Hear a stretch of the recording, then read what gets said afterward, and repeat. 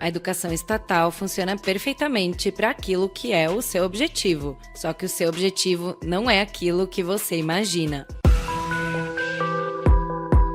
Este é o Visão Libertária, sua fonte de informações descentralizadas e distribuídas. Esse artigo foi sugerido e escrito por Marco Batalha, revisado por JJ Liber e narrado por Salander. Sim, é isso mesmo que você ouviu. Ao contrário do mantra que nos é sempre repetido, o sistema estatal de educação funciona muito bem. Para aquilo que foi criado, ele funciona de maneira impecável. Isso lhe parece surpreendente? Pois é, isso é mais uma prova de que o sistema funciona muito bem. Vamos procurar entendê-lo. Você já parou para se perguntar quais características definem nosso sistema educacional? Você já se questionou sobre o que realmente é cobrado dos alunos? Você já buscou informações sobre quando, onde e por que esse sistema foi criado? Bom, vejamos. Como você descreveria nosso sistema educacional? Vamos lá! Ele é centralizado ao Ministério da Educação, que controla todos os aspectos do que é ensinado nas escolas. E ele é obrigatório.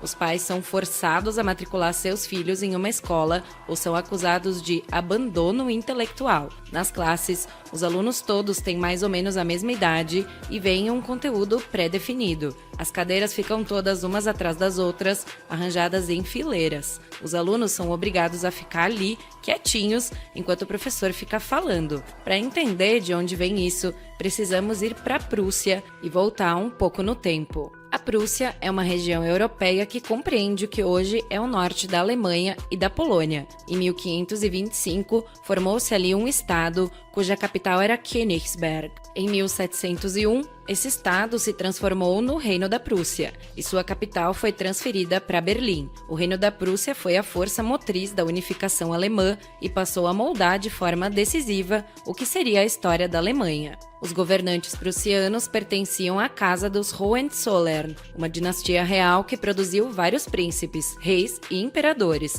Um dos membros dessa casa era Frederico II, mais conhecido como Frederico o Grande. Frederico o Grande governou o Reino da Prússia entre 1740 e 1786, o mais longo reinado de um Hohenzollern. Durante esse período, ele patrocinou artistas e intelectuais, reorganizou o exército prussiano, obteve várias conquistas militares e venceu a chamada Guerra dos 7 Anos. E o que foi essa Guerra dos 7 Anos? Em 1748, Frederico capturou a Silésia, uma próspera província que pertencia à Áustria. Maria Teresa, a imperatriz austríaca, formou uma aliança para tentar recuperar a província. Assim, em 1756, começou essa guerra, com um lado liderado pela Prússia e o outro por uma coalizão franco-austríaca. Embora as tropas prussianas fossem mais numerosas, mais treinadas e mais bem armadas do que as de seus adversários, elas perderam várias batalhas de forma humilhante.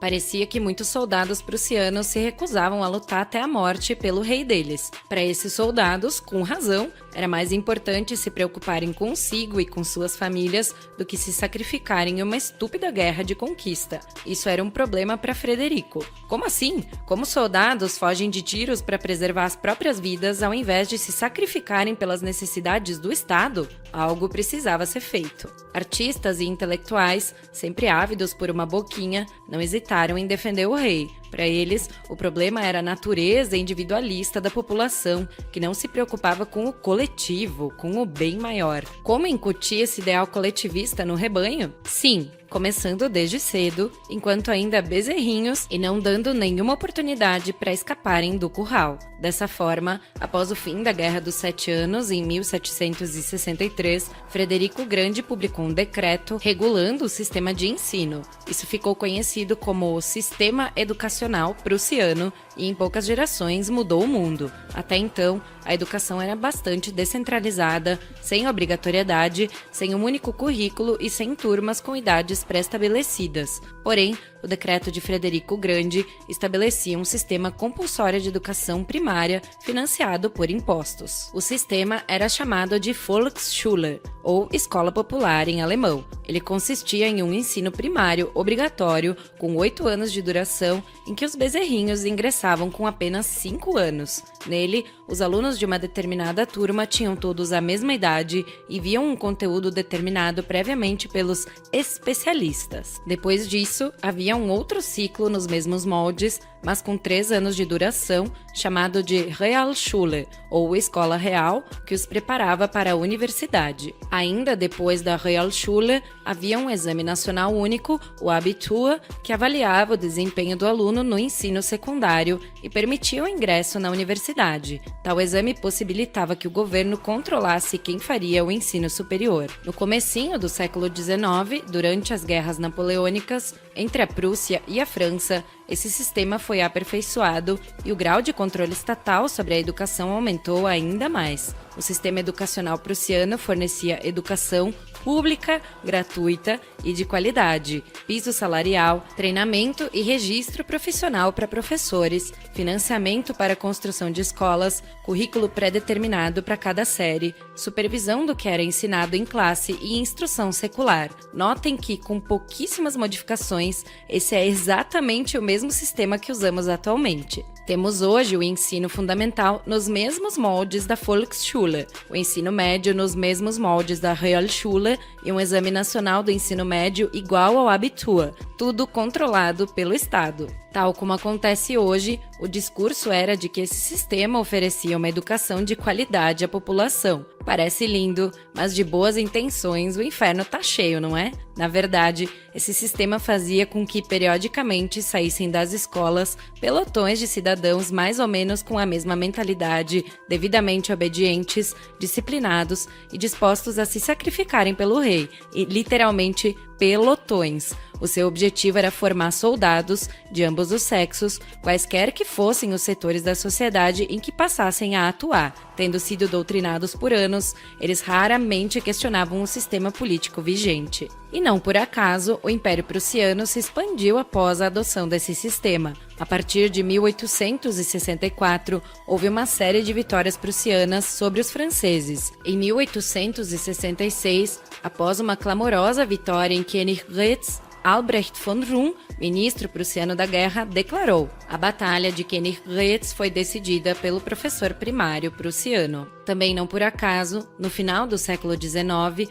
houve as guerras de unificação da Alemanha e a formação do Reich alemão, que desembocou nas 2 guerras mundiais. Obviamente, o sistema educacional prussiano não foi o único fator, mas foi algo essencial nesse processo. O sucesso desse sistema foi tão contundente que os outros países passaram a adotá-lo. No século XIX, a maioria dos demais países europeus já o havia implementado. No início do século XX, a maioria dos países na América também já havia adotado esse sistema. Aqui no Brasil, ele começou a ser implementado já no final do período imperial. Atualmente, quase todos os países seguem o modelo prussiano. Dada a sua extrema eficiência, isso não é de se espantar. É um sistema diabolicamente brilhante, em que os políticos decidem o que vão estudar os seus súditos, hoje chamados eufemisticamente de eleitores. Você aprendeu algo sobre a história desse sistema na escola? Claro que não. É fundamental manter os bezerrinhos ignorantes do que está por trás dele. Da mesma forma, você não aprendeu o que é uma moeda fiduciária, como funciona o sistema de reservas fracionárias, para que serve o Banco Central, que a democracia é o Deus que falhou, que imposto é roubo e assim por diante. Melhor ficar assistindo às aulas entediantes, estudando matérias inúteis, decorando fatos que nunca vai usar na vida, sendo ensinado que sem o Estado cairíamos na barbárie e que tudo é culpa do capitalismo malvadão. Não é verdade? O sistema de educação estatal, baseado no modelo prussiano do século XVIII, trata os alunos como meros instrumentos de manipulação a serem moldados para servir ao Deus Estado. E note que o fato de uma escola ser privada faz pouquíssima diferença. Mesmo nesse caso, ela precisará seguir a base curricular nacional, determinada previamente por tecnocratas estatais, estará subordinada ao Ministério da Educação, terá em seu quadro professores que passaram pelo mesmo sistema e procurará formar alunos que tenham um bom desempenho no exame nacional. Você já se perguntou por que o ensino domiciliar é tão combatido pelas máfias estatais? Porque para elas é fundamental manter o controle absoluto sobre a educação. Hoje vemos a eficiência de tal modelo. Quando os cidadãos questionam algo, raramente vão ao cerne do problema. Normalmente o fazem de forma superficial. Por exemplo, quando os senhores bovinos gadosos brigam entre si por esta ou aquela facção criminosa, também chamadas de partidos políticos, estão apenas brigando para decidir por quem vão ser chicoteados pelos próximos 4 anos. Eles jamais questionam o porquê de serem chicoteados. Portanto, para o objetivo para o qual foi criado, o sistema funciona perfeitamente. Ele é muito bom para doutrinar, incutir passividade e induzir obediência. Porém, para o aprendizado, para o desenvolvimento do senso crítico, para o fomento de pensamento independente e para a busca de soluções para problemas reais, esse sistema é muito ruim. Procure escapar dele de todas as maneiras possíveis. Se puder, eduque-se em casa. Considere aprender habilidades que não dependam da educação formal. Procure cursos disponíveis eletronicamente. Hoje em dia, finalmente temos como escapada pseudoeducação estatal. Obrigado por sua audiência. Se você gostou desse vídeo, clique no ícone de curtir abaixo e compartilhe o vídeo em sua rede social. Se você deseja ser notificado de outros vídeos, clique em se inscrever e depois no ícone de campainha. Até a próxima!